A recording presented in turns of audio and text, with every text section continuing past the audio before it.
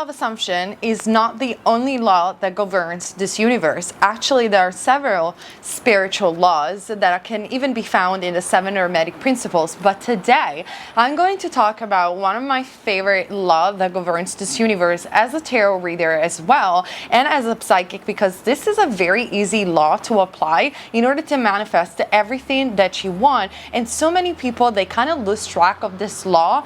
And let me explain to you what is the law of expectancy. Hello everybody, my name is Nea, and on this channel we talk about the universe, spirituality, metaphysical topics, and so much more.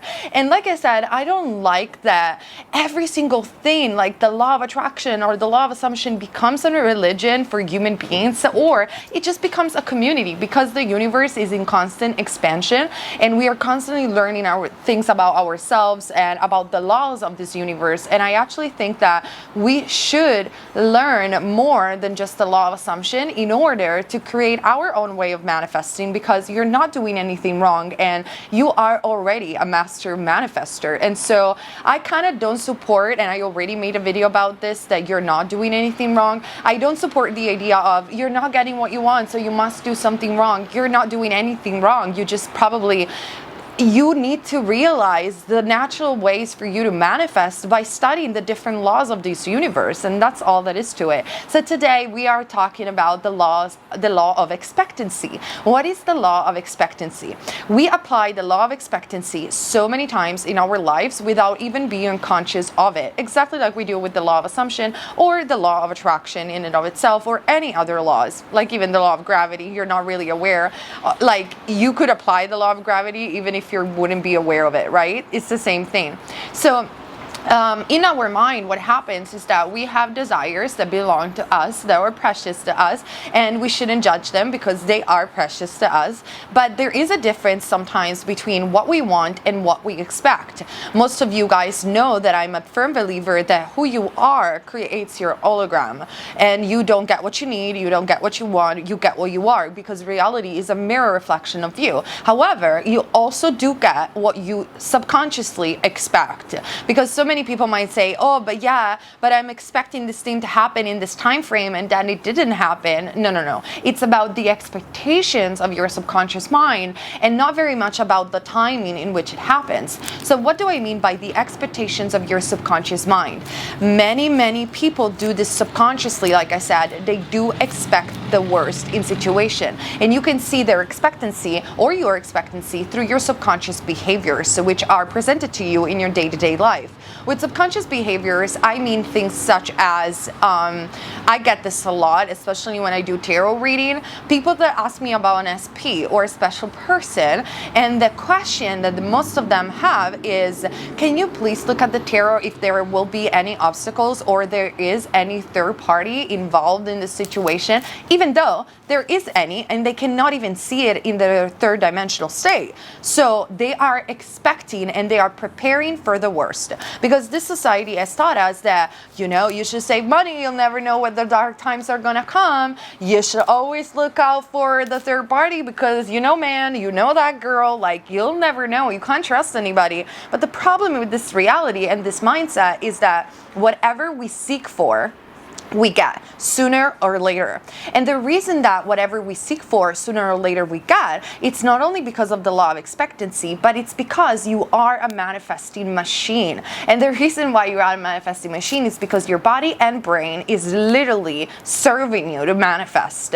We have a part of our brain that is called RIS, which is the reticular system of our brain that basically filters data and informations of our reality. We perceive reality through our sensorium. Now, without being too complicated, the sensorium is nothing but our eyes, senses, touch, smell, all of this, right? Most likely for the majority of people, we record informations and data through our eyes. And so what happens through our sensorium is that all the information that we get and we process in our brain is filtered by this RAS. Because if we could perceive everything in reality, the information will be just too much and it will melt down our brain. So the brain needs to filter the information, and the way it filters information, it only shows you informations that are important to you. This is the reason why manifesting signs, butterflies, or angel numbers is so easy, or even a yellow car. I don't know if you ever played that game and you say yellow car and all of a sudden you start seeing only yellow cars or stuff like that. That is because of the RIS of your brain. Your brain decides what to focus upon and manifest what you focus upon through the importance that we give to it. This is why what you focus upon persists. So the RIS is what it filters what is important to you and what you expect to show up on a subconscious level in your reality. If you're constantly seeking for obstacles, troubles, or luck, sooner or later the law of expectancy will show you that you are absolutely correct.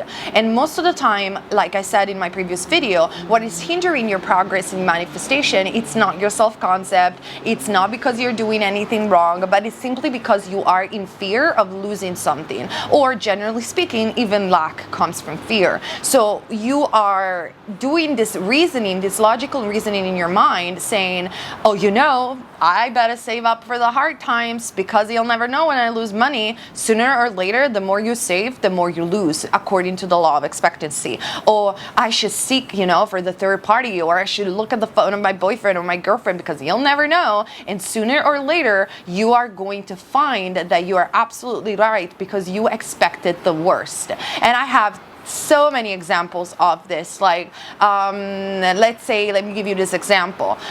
There is a girl that looks at a boy and the boy likes the girl, but the girl all of a sudden starts to wonder, you know what if this boy is actually hearing someone else? Not that it matters, because this same girl could literally assume that I am the only, like, she's the only one for that boy, and therefore there is no need to seek for trouble because at the end of the day they're going to end up together. That could be her expectation. However, if she starts with the expectation of expecting the worst, she's going to start seeking for the worst and it's going to manifest. So what happens that this girl starts to doubt, doesn't see any third parties whatsoever, and then all of a sudden the more she focuses on that and checking his WhatsApp, Instagram, or whatever, and starts to find signs and information through the area S of the brain that indeed this guy is into other people, and sooner or later this guy is going to find someone else and the third party is going to be formed.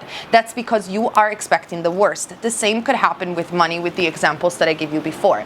And for this reason, I want to read and quote Florence Scovel Shinn, which is not even the only person that has talked about the law of expectancy. I believe also Neville Goddard talked about the law of expectancy. And so let me read what Florence had to say about this. Begin to act as if you expect success, happiness, and abundance. Prepare for your good rather than prepare for your worst. Because if your subconscious mind is expecting the best and is preparing for the best, you can only have the best. You give meaning to everything that you experience in reality. So even a failure for a successful person could be seen just as a stepping stone towards his success. You can literally say, oh, I failed, therefore now I'm going to be even more successful. Or you could say, I failed, I'm such a loser. Sure, it's an assumption. However, it works under the law of expectancy. God cannot fail, Florence writes, for his ways are ingenious. His methods are sure. You shouldn't ask when something is going to happen, but you should definitely expect the best to come. And if you expect the best, sooner or later, you will be right. Because whatever you seek for, you always find. If you're looking for God everywhere you look, you'll see God. If you're looking for love, everywhere you look, you'll see love. If you're looking for failure, disappointment, or lack, everywhere you look, sooner or later, is going to work according to the law of expectancy, and you're going to get what you subconsciously expect. Not what you need, not what you want. You will always going to get who you are and what you expect in any situation. You can expect any seemingly impossible good from God if you do not limit the channels. A person that is always expecting and giving meanings of success to their life, they will find and seek success everywhere, because you are a manifester machine. Your brain is built upon finding what you focus on, according to the RIS of the brain, thanks to the RIS of the brain. Faith is the substance of the thing hoped for, the evidence of things not seen. Because faith is built upon the law of expectancy, it's built upon expectation. When you have faith that no matter the present circumstances, you're going to get what you want, because you believe in God, you believe in the law, you expect the best. And when you expect the best, like I said before, sooner or later, you'll get the best. We might say, Florence writes, expectancy is the substance of the things hoped for. Expectancy is the substance of the thing man fears. The thing I expected has come upon me. It's like when people suffer from a condition such as hypochondria. I've suffered from that. And you start feeling sick even when you're not sick. And you start looking and looking. Am I sick? Am I sick? Am I sick? Am I sick? And you know what? When I was reasoning in that way, I ended up attracting sickness, because that's what I was hoping for. That's what I was looking for. So stop expecting the worst with an SP or with anything else in your life, because like I want to repeat, because repetition imprints the subconscious mind. Whatever you seek for, you'll get, no matter what, no exception. It is the law of expectancy. Nothing is too good to be true. Nothing is too wonderful to happen. Nothing is too good to last. When you look for God, all you see is good. All you see is God. Now think of the blessings which seems to you so far off, Florence writes, and expect them now under grace in unexpected ways, for God works only in unexpected ways.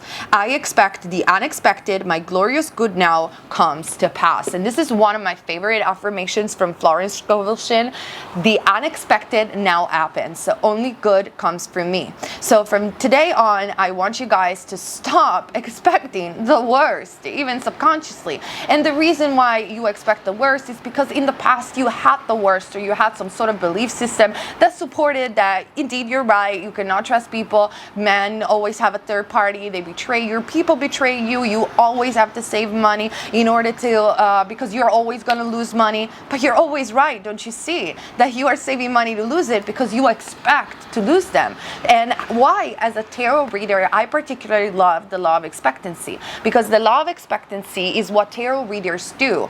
When you give a prediction to a person, no matter if positive or negative, if the person believes substantially in the prediction, sooner or later is going to find what he's looking for, because of the law of expectancy. Joseph Murphy, in The Power of the Subconscious Mind, his very famous book, has an example of that. And I'm going to give you this example in this video as well, even though it might be a little bit longer, but I think it's worth it. So stay tuned. Joseph Murphy writes in one of his chapters about a friend of his that went to a palmistry for a palmistry reading in India with this very famous palmistry person, you know, clairvoyant, whatever. And he really believed that this person was so right about destiny and his future. And this person looked at the end of the friend of Joseph Murphy and predicts to him that he's going to die in a particular day. Now, Joseph Murphy tried everything to convince his friend of the law of expectancy and say, listen, if you will expect this from happening, does not matter how false it is in the present moment, it will happen, stop it. But there was no way of reasoning this man. Like, he believed so much in the prediction, and so he started doing, you know, testament, he started to selling things. He was preparing for dying before it was even happening. And he even went to the doctor, according to Joseph Murphy, and the doctor told him he was completely healthy and there was nothing to worry, but he was expecting to die. And what happened very sadly is that the date that the palm reader predicted his death, he died of a heart stroke, of a heart attack. And the reason that is because he was prepared for it. So my question to you today is to look and learn at other laws of this universe, not just the law of assumption. And my question again to you, and I want to hear you guys in the comment section, what are you expecting? What are you preparing for? Are you preparing for the love of your life? Are you preparing for your millions? Are you preparing for all good good in your life, or deep down in your subconscious mind, you're always seeking and looking for the worst, you might want to change that if that is so, and you can. I love you guys, and I see you also on Patreon for additional videos and on this channel very soon. Bye!